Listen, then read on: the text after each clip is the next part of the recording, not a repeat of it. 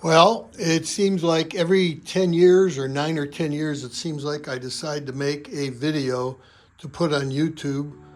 Last time I think was about 9 years ago about some revolvers that I had bought a bunch of, collectors type items at the time. And that I realized recently had 75,000 views. So I thought it was time to make another one. This one was basically more of a record of my equipment for me for different reasons. Since this is my current setup that I've pretty much put together the last 6 months since I've retired.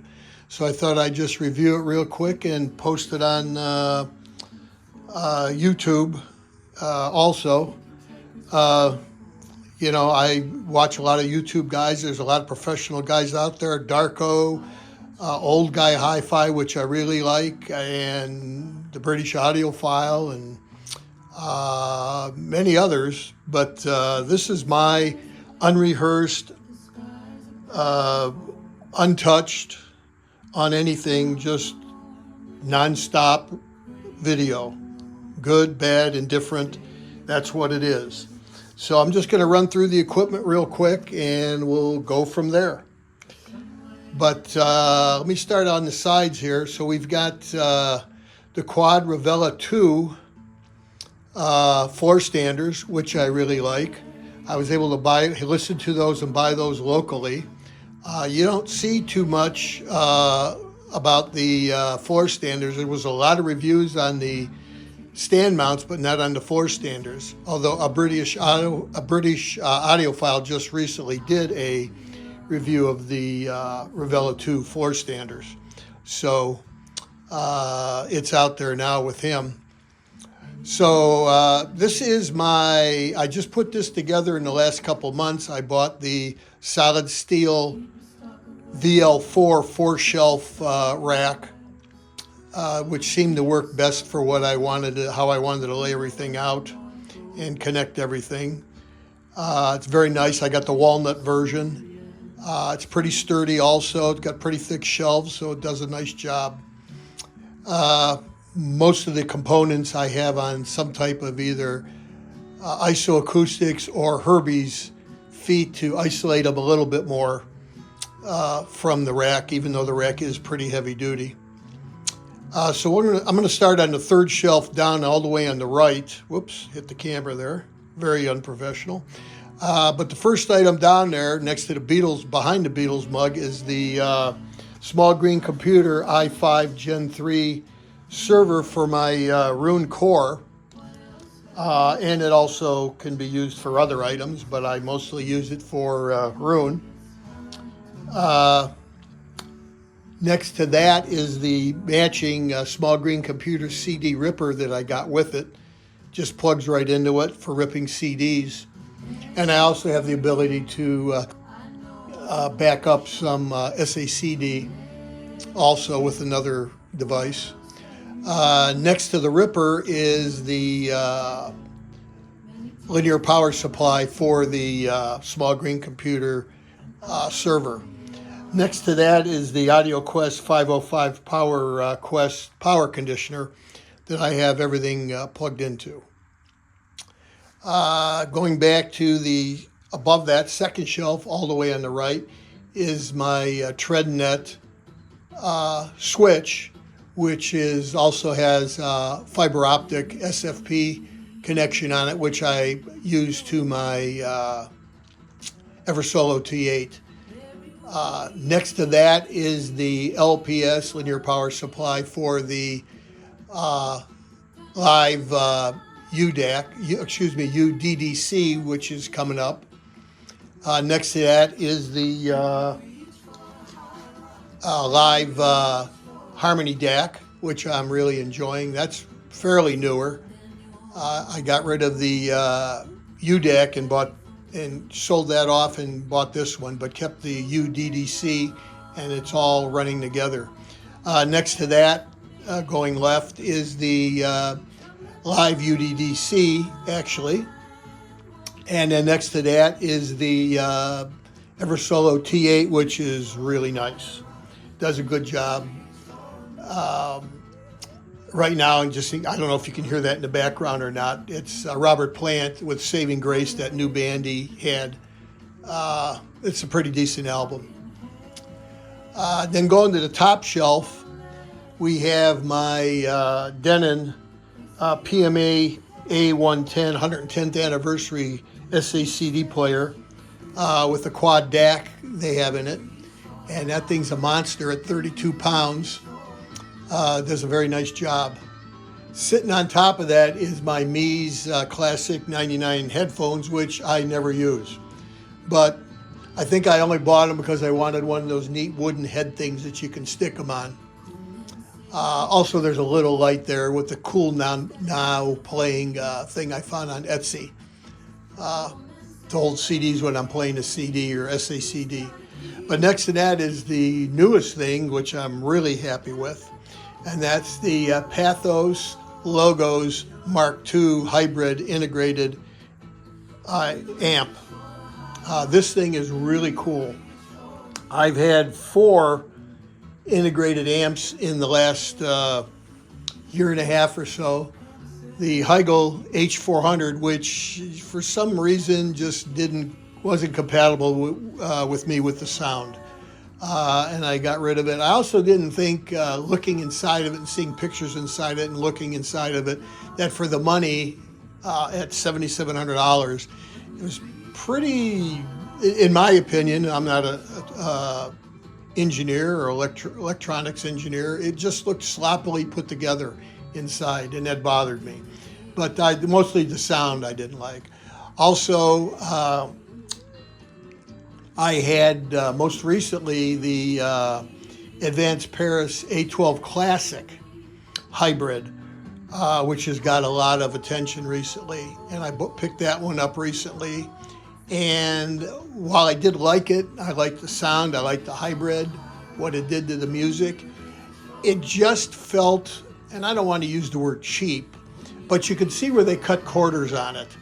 The cabinet, the wrapper for the cabinet, very thin cheap metal.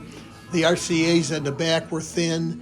It had cool red circuit boards inside that everybody talks about, but I wasn't that keen on the way that one looked put together either.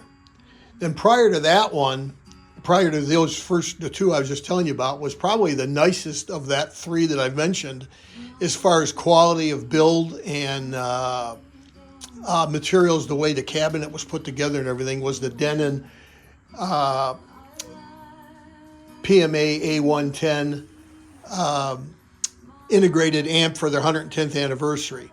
That one was really nice, sounded good, had a built-in quad DAC, very heavy at almost, I believe it was like 45 pounds. But I felt I needed more power. Did I really? Probably not in the end. But I had gotten rid of that to move to the Heigl, et cetera, like some of us do. But that was a nice piece. And I think I made a mistake when I just talked about the Denon. The Denon was the DCD-A110 110th Anniversary SACD Player. The PMA was the one I just mentioned, was the integrated amp. But as far as, then I started to read about Unison, Unicos, and then I ran into the Pathos, and I just thought this thing was beautiful. And as I looked into it further, I realized what I saw inside the unit online, some pictures, how well and perfect this thing seemed to be built. At 62 pounds, it's got a lot of heft to it. It sounds awesome with the hybrid front end. It's got quite a bit of power, 110 at 8, doubles into 4 ohms at 220. So it's got a lot of backup power. I got the version with the, I believe it's called Paduk wood, and also the remote. I don't know if you can see it over there. Maybe I can show it if I do a close-up of the integrated. Is also made out of Paduk. The other thing I liked about the Pathos is that it's made in Italy. It's all handmade by them. They make and buy everything in Italy. If they can buy it in Italy, they buy it in Italy. And I believe even the capacitors and everything else are made in Italy. So, and they machine everything. They're CNC machines. They even CNC the wood or whatever process they use for the remotes, and then have an aluminum inlay that sits in there. So they really do a beautiful job on it. I'm going to try to do a close-up here if I can figure out how to get over there without wrecking the video. And so let's see what happens. We'll hold on a second. Okay, here we are. I think I might have done this right. Anyways, I thought I'd get you a close-up of the Pathos Mark II. At night it's beautiful when you can actually see the tubes glowing and reflecting in the polished stainless steel they have behind them. But the Pathos heat sinks are beautiful. They actually make those there in long sheets. I saw a video, and then they slice them to whatever sizes they need depending on the units they're putting together. They use this on all of them. It obviously spells out Pathos. And nice quality metal on the units. And here's the Pathos again. Here's the remote. I'll throw it on top. Made out of that same wood. It's pretty cool, and it's got a aluminum bottom that they make, and then they machine this wood to sit on top of it. And there's the Pathos. Heatsink, better view of it. And as I go around here, I thought this was also a cool thing I discovered. I'm going to try to see if I can get this in. The back of the unit, the back panel of the unit, obviously is metal. And but what they do is they silk screen the wording on the metal. And I'm going to try to catch this if I can. It's hard. I don't have a lot of room back here. But if you look, this is a piece of plexiglass that they have machined out for the different openings. And it covers the silk screening and the back panel, and it gives it a deep look. It also protects the silk screening from getting worn off. I don't know, there might be some reflection here because the window's right here. But you can see how they have the plexiglass over and how cool that kind of is. And it gives it a nice look, and again protects the silk screening from getting scraped off or rubbed off. I thought it was a pretty good idea anyways. It's just an extra touch that they seem to do there. But yeah, so that is, I believe, about it, what I wanted to show. Again, not very professional, not scripted, not worked on, not fixed. It's just me talking if I can remember to say everything I wanted to say. Close-up of some of the stuff. A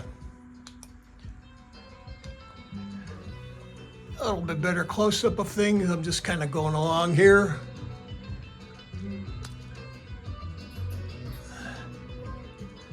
Yeah, the finish on the quad Revelas is very nice too. If you like this glossy look, and it's with the walnut. But I'm going to say that is about it for my video. For what it's worth, it gives me a record of everything though, if nothing else. So if nobody ever watches it online, I still have my video record. So if you have watched and you have any questions, you can obviously post them, or comments, or just a rude comment about how unprofessional this is. And we will go from there, and I appreciate it. Thank you very much.